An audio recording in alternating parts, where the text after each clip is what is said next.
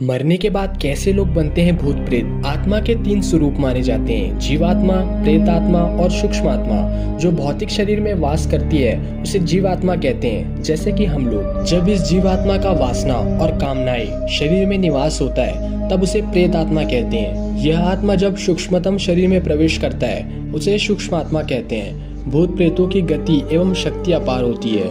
इनकी विभिन्न जातियां होती है और उन्हें भूत प्रेत, राक्षस, पिशाच, यम, शाकनी, डाकनी, चुड़ैल, गंधर्व आदि कहा जाता है। भूतों के प्रकार। हिंदू धर्म में गति और कर्म अनुसार मरने वाले लोगों का विभाजन किया जाता है, जैसे कि भूत, प्रेत, पिशाच, कशमुंडा, ब्रह्म राक्षस, वेताल और क्षेत्रपाल। उक्त सभी के उपभाग भी होते हैं। आयुर्वेद के अनुसार 18 प्रकार के प्रेत होते हैं। भूत सबसे शुरुआती पद है। यह कहें कि जब कोई आम व्यक्ति मरता है सर्वप्रथम भूत ही बनता है। इसी तरह जब कोई स्त्री मरती है तो उसे अलग नामों से जाना जाता है। माना गया है कि प्रसूता स्त्री या नवयुवती मरती है तो चुड़ैल बन जाती है, और जब कोई कुंवारी कन्या मरती है तो उसे देवी कहते हैं। जो स्त्री बुरे कर्मों वाली है उसे डायन या डाकनी कहते हैं। इन सभी की उत्पत्ति अपने पापों, व्यभिचार से, अकाल मृत्यु से या श्राद्ध न होने से होती है। 84 लाख योनियां, पशु योनि, पक्षी योनि, मनुष्य योनि में जीवन यापन करने वाली आत्माएं मरने के बाद अदृश्य भूत प्रेत योनि में चले जाते हैं। प्रेत योनि में जाने वाले लोग अदृश्य और बलवान हो जाते हैं, लेकिन सभी मरने वाले लोग इस योनि में नहीं जाते, और सभी मरने वाले अदृश्य तो होते हैं लेकिन बलवान नहीं होते। ये आत्मा के कर्म और गति पर निर्भर करता है। बहुत से भूत या प्रेत योनि में ना जाकर पुनः गर्भ धारण कर मानव बन जाते हैं। गरुड़ पुराण में है विस्तृत जानकारी।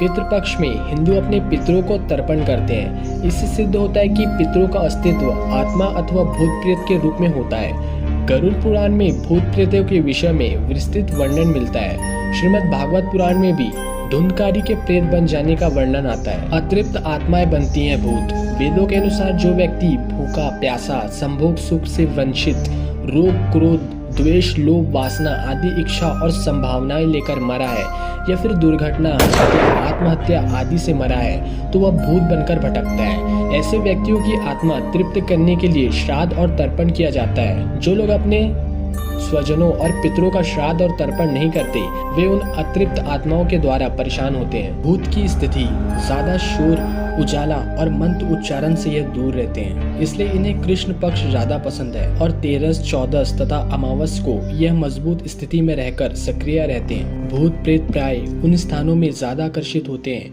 जिन स्थानों में मृतक का अपने जीवन काल में संबंध रहा है, जो एकांत में स्थित है। बहुत दिनों में खाली पड़े घर या बंगले में भी भूत प्रेत का वास हो जाता है।